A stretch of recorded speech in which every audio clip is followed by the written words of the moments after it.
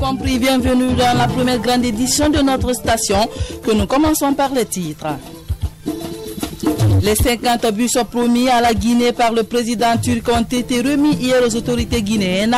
Ces bus viennent soulager le déplacement de nombreux citoyens de Conakry. Une délégation des Nations Unies est en séjour de travail en Guinée. Elle est venue évaluer sur le terrain le niveau d'avancement des projets sur la réforme du secteur de la sécurité, la réconciliation nationale et l'emploi jeune.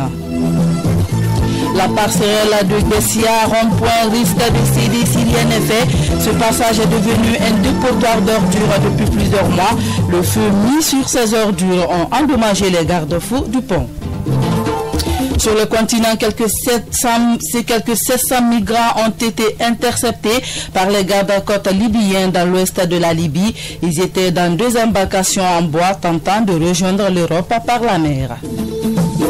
Et puis hors du continent, le président américain Donald Trump limogea ce mardi la ministre intérimaire de la Justice, Sally Yaït, a refusé l'application de son décret limitant l'immigration.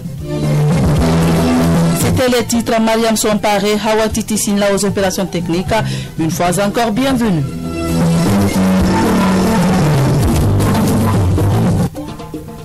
Deuxième et dernière journée ce mardi du 28e sommet des chefs d'État et de gouvernement. Plusieurs sujets étaient au centre des travaux à huis clos.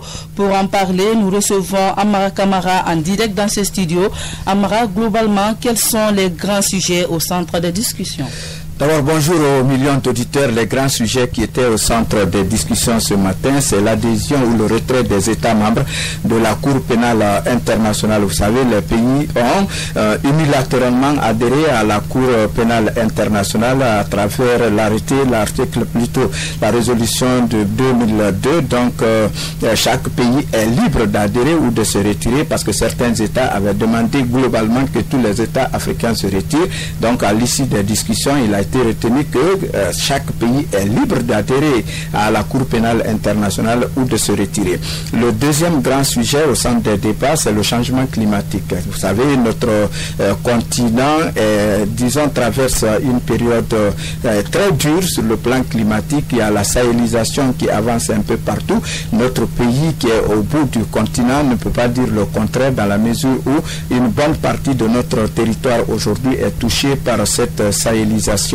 Ensuite, il y avait le dossier des crises. Vous savez, l'Afrique continue à gérer les crises. Vous avez la crise libyenne, la crise gambienne, la crise burundaise, la crise au Mali avec le terrorisme.